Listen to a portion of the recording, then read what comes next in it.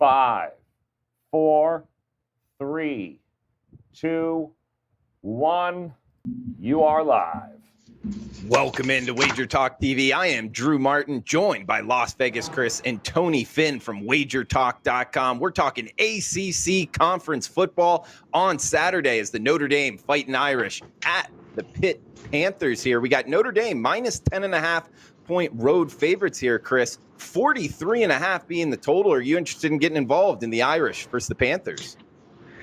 Well, my strategy during this COVID nonsense was to kind of sit stuff out. I didn't even wager until last week, and thankfully so, because I probably wouldn't have fared well. And last week, did quite well. So very happy with that. The strategy is to kind of start to look at it on Tuesdays, and with 5 or 6 or 7 games getting canceled every week, not in too much of a rush to do deep dives. But looking at this game, neither of these teams are, covering the spread very often. Pittsburgh, I see, has faced a little bit of a tougher schedule, and they've been shutting down their teams. 5 shutdowns against the run, 5 games in a row. They're only giving up 1.9 yards on the ground. And Notre Dame does like to run. They run 65% of the time. So it's going to be kind of a battle of wills there. Irish has that great backfield, and they're going to face a tough test here. It could be their toughest test of the season, and their problem has been not being able to get it into the end zone. So we'll see if they're able to do it. Pittsburgh doesn't only stop the run, but they do pretty well on the pass defense. They're only giving up 53% completions, and that's pretty strong. And not to mention they're number 2 in the NCAA on sacks. They're averaging 5.2 sacks a game, which is pretty darn strong. Offensively, Pittsburgh has some problems, though. Their run game is a little weak, and their quarterback's banged up. But they played without the quarterback last week, and he didn't give up any interceptions, and he's adequate. He's not as mobile. Hopefully the starting quarterback will play this week, but at least the backup has some playing time in there. But the Pittsburgh defense is going to have to carry the load, and that's, the total is very low in this game. It's down to 43 and a half. It's down at least 5 points from the open. I don't know what to make about the total, but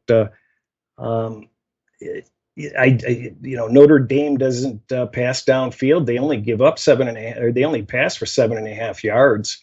So it doesn't look like these teams are going to be running up and down the field. And with such a low total, and with Pittsburgh being at home, and it's not hard to get up for Notre Dame, I'm going to definitely consider wagering on Pittsburgh. That's my definite lean on a Tuesday. Okay, liking the dog here, Tony, and let's get your opinion on this. I mean, it is laying doubles here for Notre Dame with a low total. We've seen a big move here towards the under, Tony, and that kind of adds up to maybe looking towards the underdog. Plus, I got a stat here from the Gold Sheet, which I recommend reading to everyone out there. Pat Narduzzi, 9-3, his last 12 as an underdog. So maybe that's another reason here towards the Pitt Panthers side, Tony.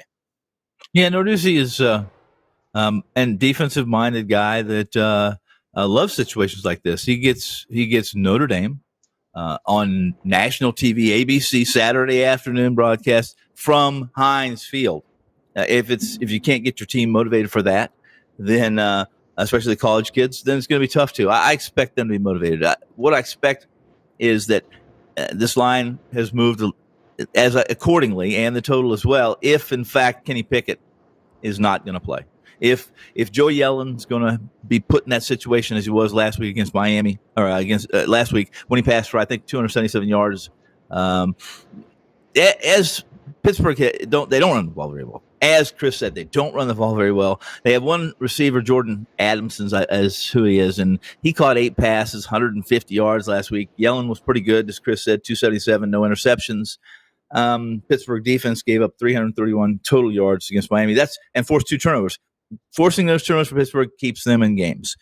Listen, this is the toughest test for Pittsburgh so far this year. It is. It's an Irish team that hasn't been great against the number. In fact, if I'm not mistaken, they come off a game where it was 12-7, right, against Louisville. And in that situation, that put them 4-0, guys. It put them 4-0, and I expect a big game for Ian Book. What they can do, what the Irish can do that makes life difficult for Pittsburgh is that they can counter that pin ears back that Pittsburgh does and rush the quarterback and stop the run.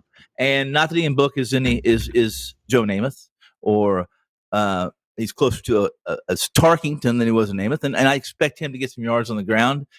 And this, he threw for 107 yards last week. That's all Ian Book threw against Louisville, and Louisville was pumped for that game. Louisville's had a rough season, so. In this situation, these kids from Notre Dame are used to a Heinz Field. They're used to a national television audience. They're used to sellout crowds. We're going to have a sellout crowd in Heinz Field this weekend?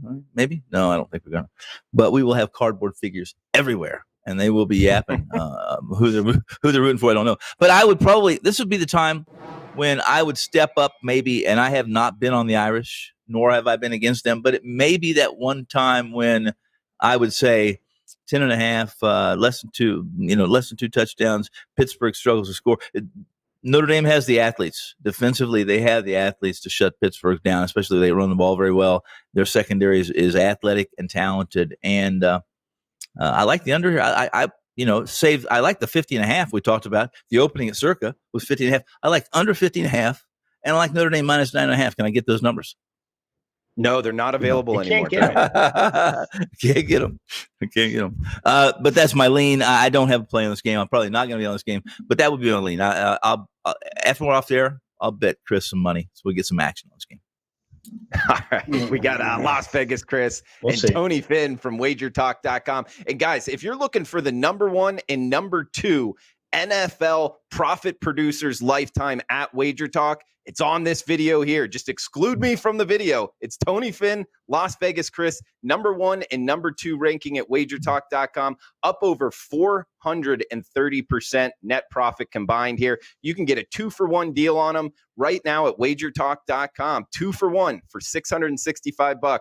You get both of their season services throughout the Super Bowl. Check them out. Tony Finn, Las Vegas Chris at WagerTalk.com.